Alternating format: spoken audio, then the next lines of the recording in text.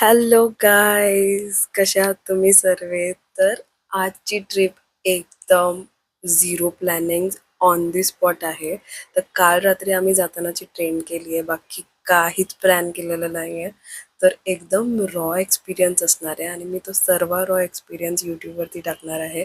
तर तुम्ही जर अजून मला सबस्क्राईब नसेल केलं तर नक्की सबस्क्राईब करा, कारण ह्या 4 दिवस मी डेली व्लॉग्स करणार आहे आणि मी डेलीचे माझे एक्सपिरियन्ससुद्धा शेअर करणार आहे, even full of surprises, because आम्हालाही काहीच माहीत नाही. इनफॅक्ट आमचं फर्स्ट टाईम आहे त्या जागेवरती. We are very excited but we are nervous too. आता सकाळचे 8 वाजलेत आणि 9 वाजता आम्ही निघणार आहोत. 12:30ची ट्रेन आहे फ्रॉम पनवेल. माझी बॅग तर रेडी आहे, मागे मे बी दिसतच तरी मी कशी एकदम ऑन दी स्पॉट रात्री जे भेटले तसं पॅक केलं. आता ती तर लिटिल बॅक स्टोरी. तर काल रात्री आम्ही लास्ट मिनिट प्लॅन केला आणि फ्लाइट्स बघत होतो, बट इतके एक्सपेन्सिव्ह होते आणि एवढं कन्फ्युजिंग. मग सडनली लकीली आम्हाला ट्रेन तिकीट भेटली. तर मॉर्निंगची ट्रेन भेटली आम्हाला from Panvel station. Without over thinking bag pack केले आणि स्ट्रेट पनवेल स्टेशनला निघालो. तर मी ना पहिल्यांदा पनवेलवरून ट्रेन पकडणार आहे, म्हणजे एक्सप्रेस. आणि मी तिथे जाऊन कळालं की इतकं कन्फ्युजिंग होतं. कुठेच असं प्रॉपर बोर्ड नाही लावलेलं की कोणती ट्रेन कोणत्या प्लॅटफॉर्मवर येणार आहे.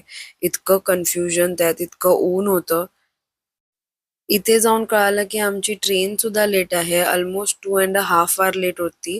आणि इथे प्लॅटफॉर्म नंबर नीट लिहिला नाही म्हणून सर्वांनी इथे ब्रिजवर गर्दी केली होती. इतकं फ्रस्ट्रेटिंग होतं. फायनली आम्ही ट्रेन बोर्ड केली आहे. So this was my first time travelling in 2A. तर मी ह्याच्या आधी 3A मध्येच ट्रॅव्हल केलंय आणि स्लीपरमध्ये ट्रॅव्हल केलंय, बट 2A खरंच खूप कम्फर्टेबल होतं.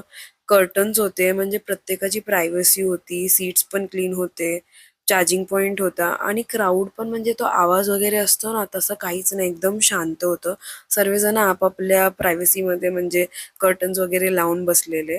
आणि युजली कसे 3 सीट्स असतात ना स्लिपिंगचे, तर इथे फक्त 2च असतात. इवन ती गादी पण आहे ना थोडी जाडी असते, म्हणजे क्वालिटी वेगळी आहे. तर ओव्हरऑल ना असं, म्हणजे ही जर्नी तर कम्फर्टेबल होईल हे इतकं तर मला बरं वाटलं हे बघून. कारण का एवढं अनएक्सपेक्टेड प्लॅनमध्ये हे असं कम्फर्ट भेटणं पण पॉसिबल नाहीये ना, but still we got it. तर आम्ही चिपळूण स्टेशनवरती झोमॅटो ऑर्डर केलेली. बट ही ट्रेन इतकी लेट होती अगेन, की ती ऑर्डर आता किती वाजता येणार आहे माहीत नाही. तर तोपर्यंत आम्ही फ्रुट्स खाल्ले, समोसा खाल्ला. आणि इथे ही छोटी आम्हाला इथे फुल एंटरटेन करत होती. तिचं काही ना काय मस्ती चालू होती. तर इथे आम्हाला एंटरटेनमेंटची गरज नव्हती. आम्ही समोसा वगैरे, वडापाव वगैरे खात खात, त्या सगळं खात पीत आम्ही आमची जर्नी एन्जॉय केली, आराम केला. पण ट्रेन लिटरली 4.5 आवर्स लेट होती. आम्ही गोवाला 10:30ला पोचणार होतो रात्री, बट तिकडे आम्हाला 2:30 झाले. म्हणजे ती इतकं लेट चालत होती ट्रेन.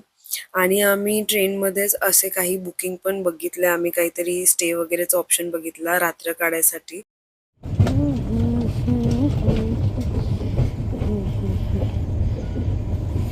तर आता आम्ही आहोत मडगाव स्टेशनला आणि आम्ही इथे 2 स्टेज बघितले आहेत. तर एक आहे अपोजिट साईडला आणि एक आहे जो आम्हाला उद्या ऑन दी वे लागणार आहे कोलवाला जायसाठी. तर आम्ही प्रिफर केलं की जे आम्हाला उद्या कन्व्हिनियंट पडेल तिथेच जाऊया. आणि एकदम ॲव्हरेज होता स्टे, बट आता फक्त रात्रच काढायची होती आणि तो एक रूम पण देत होता चौघांसाठी. तर आम्ही म्हटलं की ठीक आहे, चला ते बेटर आहे करून. आणि म्हणून आता आम्ही तिकडे निघालो.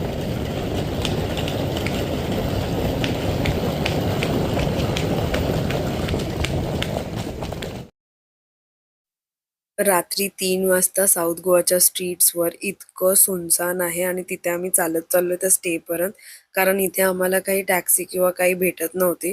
तर लगेच सोबत आणि त्या बारकीला घेऊन आम्ही चालत स्टे जवळ पोहोचलो. आणि तिथे जाऊन कळालं की त्या माणसाने पलटी मारली आहे. तो म्हणतोय की आता एका रूम मध्ये फक्त 3 जण राहू शकतात, तर तुम्हाला 2 रूम घ्यायला लागतील. आणि ही left us with no option. आम्हाला ते घ्यायला लागलं, बिकॉज परत एवढ्या रात्री आम्ही कुठे शोधायला जाणार. तर हा होता रूम, एकदम ॲव्हरेज बेसिक रूम होता, गरम पाणी सुद्धा नव्हतं. तर तुम्ही कधी मडगाव स्टेशनला याल तर हा वाला स्टे अजिबात जाऊ नका. तर that's it for today's vlog. तर हा होता माझा vlog from Mumbai to Goa. खूप दमलो आहे, ट्रॅव्हल करून खूप थकलो आहे. उद्या भेटूया पुढच्या व्लॉगमध्ये. आजचा दिवस तर खूपच अप अँड डाऊन होता, पण होपफुली उद्या बेटर वाईब्स असतील. टिल देन गुड नाईट आणि सी यू टुमॉरो गाईज. बाकी सर्व डिटेल्स मी डिस्क्रिप्शनमध्ये टाकेन, नक्की चेक करा.